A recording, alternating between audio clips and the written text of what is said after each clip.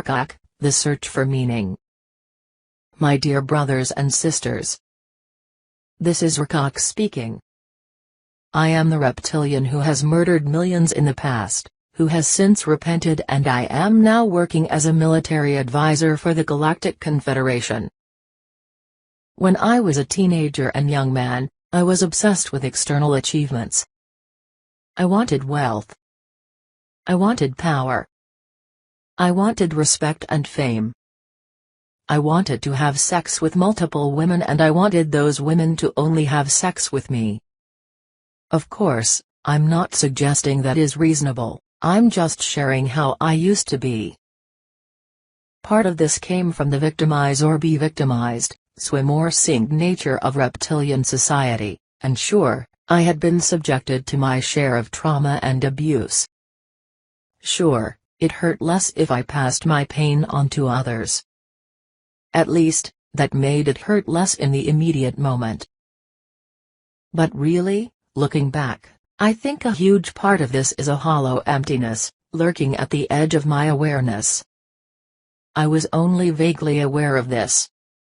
Sometimes it would come up, when I relaxed with no external stimulation, or whenever I would walk the streets alone at night. And so I sought pleasure or external distractions. I always wanted to have music on, or something like that. Because really, why should we exist? Why go on? Why should we keep getting back up after being knocked down? Is it because if you work hard, you can create a life that has more pleasure than pain in it? Maybe. If we lie on our deathbed, is there an amount of pleasure and wealth and respect that we can achieve that will make us content with our life? If we have 500 orgasms and 2 houses, will that be enough to satisfy us on our deathbed? This sounds ridiculous if I write it out like this. But then why go on? As a teenager, I was certain that if I could just be in total control of one city and everyone living in it, that I would finally be happy. Then I achieved that goal. And I wasn't. Eventually I was the overseer of an entire planet. And I felt nothing. The only thing I remember thinking is, well, this task is done. At least I don't have to work at that anymore. But if reaching our successes are huge chores or tasks, and then at most we are only happy briefly, isn't that a fool's game? Aren't we being suckered by our egos? Aren't we trapped on a hedonistic treadmill, at the mercy of our own dopamine receptors? More questions than answers. Every additional step you take on the stairs towards so-called success, you realize you're still as far away from happiness as you were when you took the first step. Only now you're lonelier. Now you have to watch your back. Now you don't know if your friends actually like you, or if they're just trying to use you or get something from you. Then, after certain events, I became a member of the Galactic Confederation. And when I was just learning about this new way of life, I witnessed Galactic Confederation men who spent zero time trying to hoard wealth and power. In their life they hadn't even attained command of a small group of soldiers, hadn't even built a small harem. They didn't even have a personal slave. When they died, the history books wouldn't mention them. And yet, they were far happier than I had ever been. They were generous.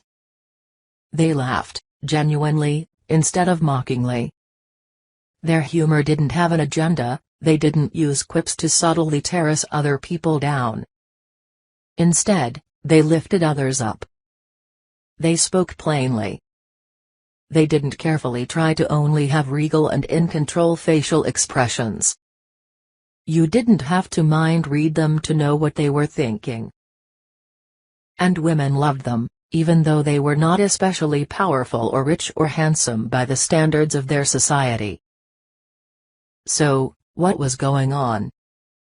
I asked them what their ambition was, what their secret to happiness was, and their answers only confused and annoyed me further.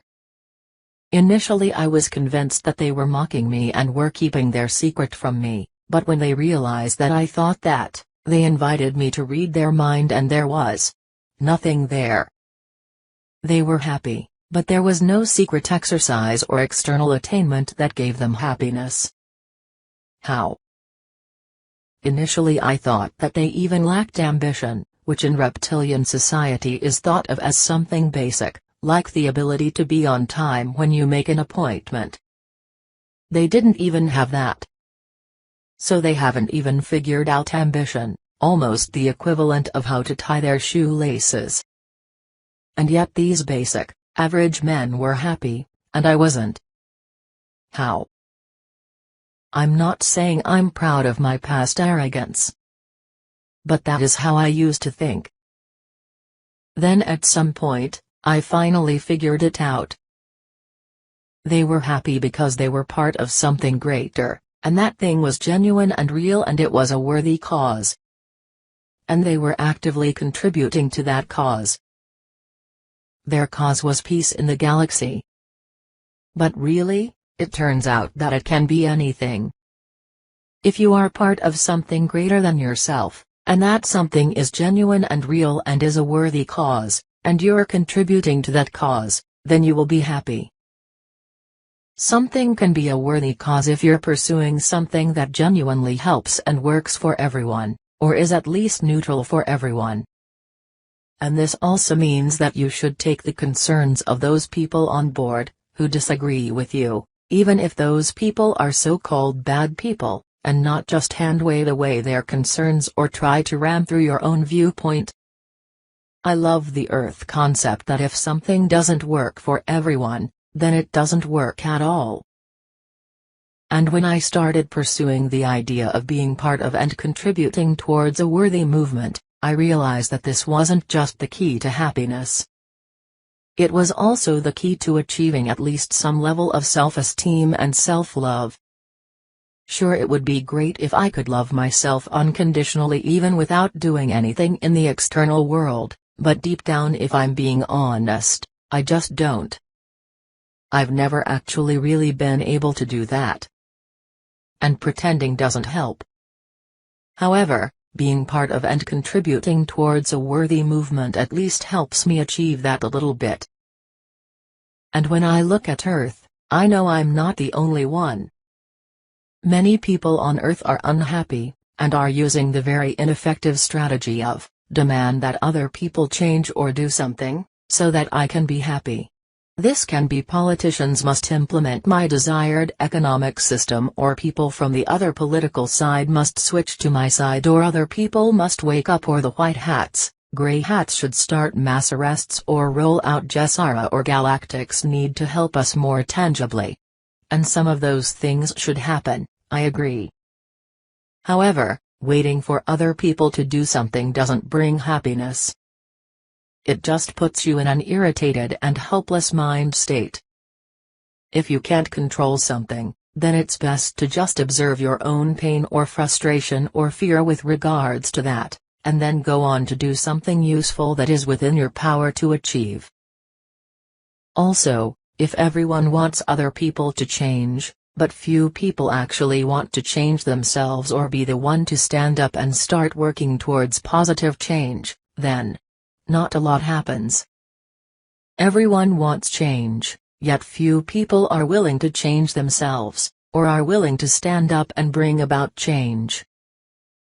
So, if you want happiness and self-esteem, then be part of and contribute towards a worthy movement.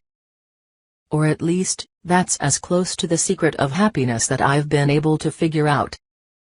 If there's a key to happiness that I'm missing, then please share it in the comment section. I'm all ears. Which is a weird Earth metaphor, but there you go. I would like to genuinely thank everyone who has been listening to these messages. You've brought me a degree of happiness and purpose, and I am forever grateful.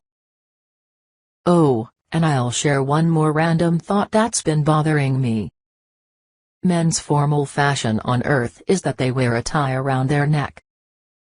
which is basically a noose, right? As in, if you grab the knot of a man's tie and then twist, it's really easy to strangle someone. If I saw someone in reptilian society wearing a man's tie, then I would assume that he's a slave, and that his controllers either want to be able to kill him conveniently whenever desired, or his controllers are mocking him by making him wear a noose. And don't think that the now removed extraterrestrial beings who used to run Earth don't think in this way.